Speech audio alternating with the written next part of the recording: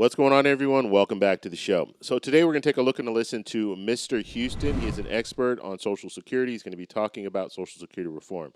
But first off, you guys can do me a favor. Please like the video, subscribe to the channel, hit that little bell notification, and then click all. By clicking all, you'll get notified anytime we post a video. We do daily videos here, so by clicking the bell notification, clicking all, you should be getting updated every day. And just a reminder, thank you for your support. I really appreciate it. And one more way you can support us is by joining our membership. Just click the join button below. You get customized emojis as well as custom badges. Okay, so let's go ahead and take a look and a listen to Mr. Houston talking about Social Security reform and a Social Security increase. Here we go. Chairman Ferguson, Ranking Member Larson, and members of the subcommittee, thank you for inviting me to testify. My name is Barry Houston, and I am an analyst with the Congressional Research Service. Today's Social Security is different from one that was enacted in 1935. The program matured from one that covered about half of workers and paid benefits only to retired workers to one that covers almost all workers and pays benefits to retired and disabled workers and their eligible family members. This year, Social Security will pay benefits to over 67 million beneficiaries, and about 182 million workers will work in covered employment. Most of these workers will become future beneficiaries. The program's ability to pay benefits to current and future beneficiaries is determined by its revenues, costs, and its trust funds. Current and projected imbalances between these elements indicate the program will not be able to pay the full amounts of scheduled benefits in about 11 years. The largest source of revenue is payroll taxes, about 91% of revenues in 2023. The tax, evenly split between employees and employers, is levied on covered earnings up to an annual limit. This annual limit generally rises with wage growth in the economy. As average wages are projected to increase, along with the number of covered workers, so too are projected revenues from payroll taxes. The second source of revenue is income from the taxation of Social Security benefits, about 4% of revenues in 2023. About half of beneficiaries pay federal income tax on a portion of their benefits. The thresholds used to determine tax liability are fixed in law and not indexed. For this reason, among others, projected revenue from the taxation of benefits is expected to increase.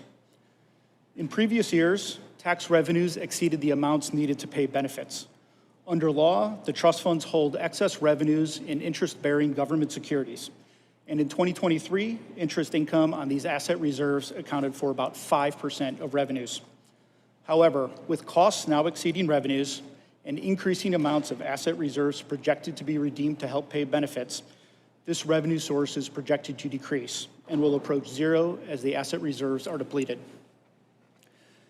In 2023, monthly benefits accounted for 99% of costs. Costs are expected to increase for several reasons, such as increasing average initial benefits, an increasing number of beneficiaries, and increasing beneficiary longevity. Although the benefit computation process is the same for all workers, average initial benefits generally increase for successive birth cohorts since the process indexes for wage growth, which is typically positive. The process results in stable replacement rates across birth cohorts, that is, initial benefit levels as a percentage of career pre-retirement earnings are consistent across cohorts. It also results in progressivity. Workers with relatively lower career average earnings experience a relatively higher replacement rate. In the years to come, an increasing number of covered workers will become beneficiaries. As remaining life expectancy at older ages continues to increase, they are expected to remain in current payment status for longer periods of time, on average. For these reasons, in addition to other factors such as cost of living adjustments, costs are projected to increase. The program's revenue and costs are expected to increase in aggregate nominal dollars. Comparing the projected income and cost rates revealed that for several decades, costs are projected to increase relative to revenues. This imbalance impacts the program's ability to pay full scheduled benefits.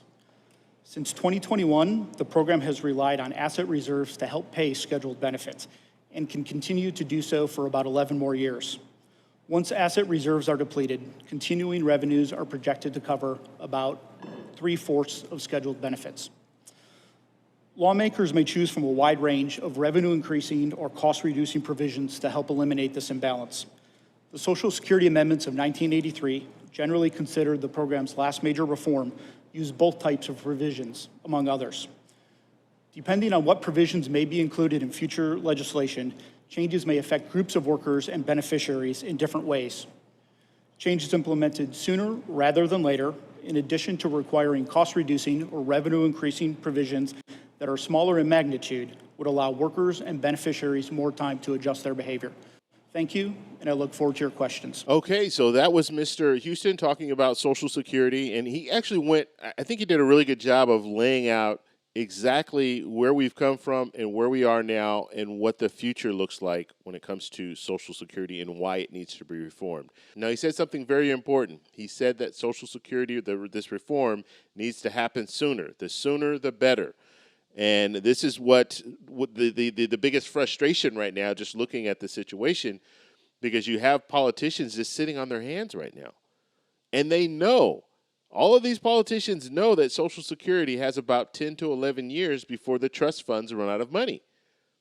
But they're just sitting on their hands. They know that if they act sooner, it's going to be better. And as the experts stated, as Mr. Houston stated, it will allow people to adjust.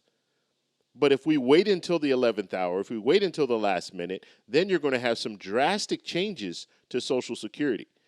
And so that's why it's better to look at the situation now and to, just like I showed you a video a few days ago where you had another expert saying, look, if we raise the payroll contribution by 4%, and that would mean 2% from you and then 2% from your employer, if you raise that payroll contribution, that would reform Social Security until 2098.